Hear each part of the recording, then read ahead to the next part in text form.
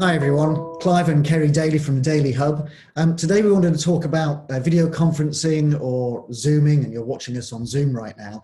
The world has changed in that you maybe had some Skype calls in the past, but video conferencing now is, especially in the current climate, is how we are communicating. So a lot of tips. We've got Geraint from Local IQ that's going to give us some tips as well. So the first thing to say is that when you start a video call with, especially when you've got a number of people on it, is just to set the rules. So we use Zoom. So we start by saying, right, everyone, click the gallery view to make sure they can see everybody's image. So everyone's quite interactive. If you've got a lot of background noise, hit mute. But here's the thing is that when people talk over one another in a meeting, it doesn't work on video conferencing because you don't really hear it. It's not like in a meeting where the loudest voice wins. And you can hear it. You can't on a video call. So we just say, just put your hand up, and then a bit like being at school, really, isn't it?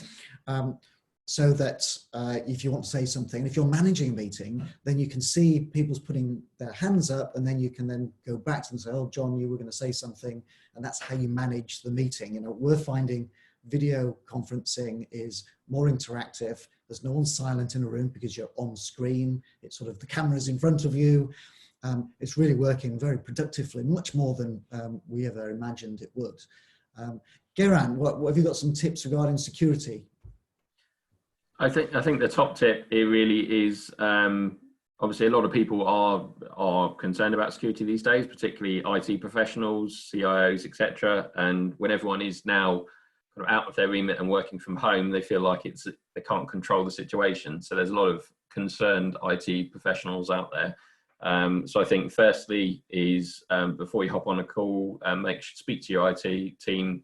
Don't necessarily put in a ticket, but just make sure that you're following your internal IT protocols. Generally speaking, if it is a kind of a motivational catch-up, team meeting, etc., then share a link through private encrypted email is standard practice, and the productivity benefits, as you already talked about, far outweigh anything else.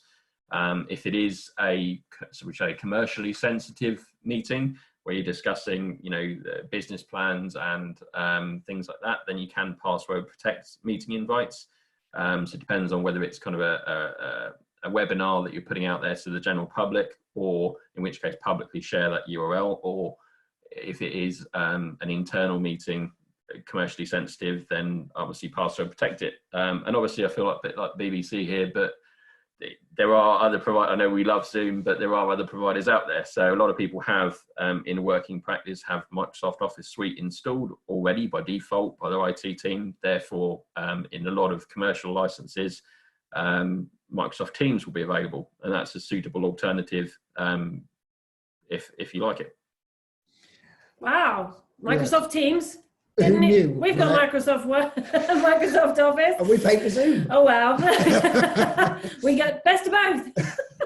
And I think the other element here is that, especially when a lot of people are working from home, as is the advice, it stops people feeling isolated.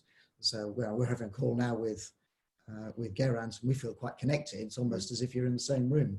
And it works quite well, doesn't it, from that perspective, making sure that people don't feel alone and they keep engaged.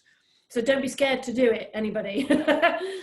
I jump on every morning 9 o'clock with my CrossFit buddies to do a workout with them for 40 minutes. And actually I feel really quite connected to that group of people, which is lovely. Yeah. So this has opened up a whole new world. And there are different things you can do as far as energizers. And Geraint, you can finish with one of your ideas about making energizers when you sort of bring people into that virtual room.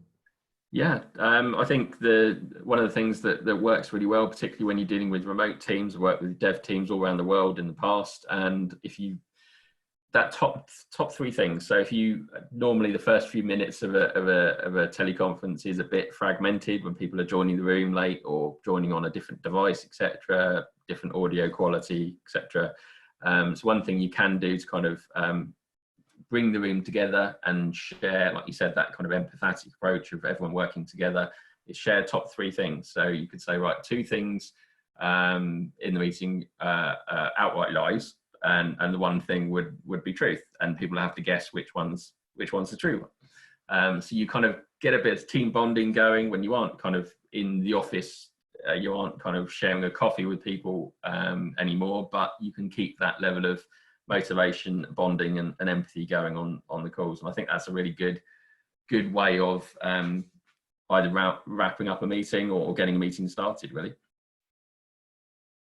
Oh, what an absolutely great idea. Love it. So happy video conferencing, everybody. I think so. Thank you very much. Bye.